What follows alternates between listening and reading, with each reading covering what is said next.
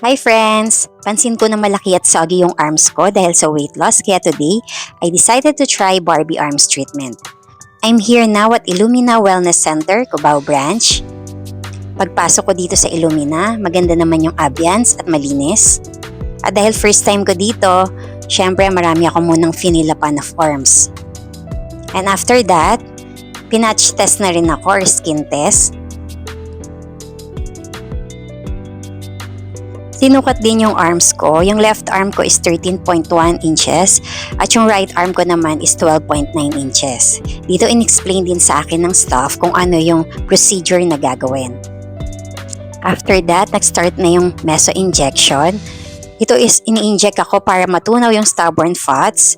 If mababa yung pain tolerance mo like me, huwag kang kabahan, carry naman. I will rate the pain 4 out of 10. In-explain din dito sa akin na bawal mo nang magbuhat ng mabibigat for 1 to 3 days at uminom ng maraming tubig para ma-flush out yung mga taba at avoid salty foods. After ng injection for both arms, RF naman yung next na gagawin.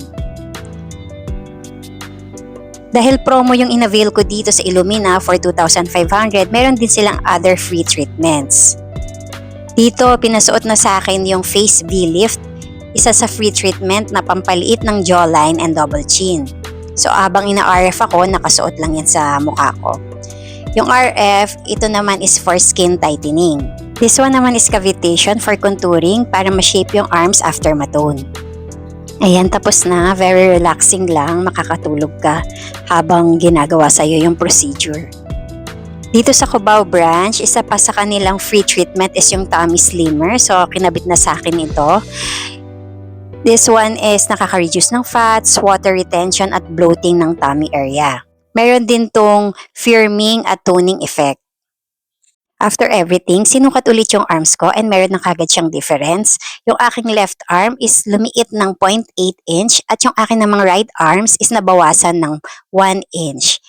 Ang sabi ng staff is mababawasan para to within the 7 days.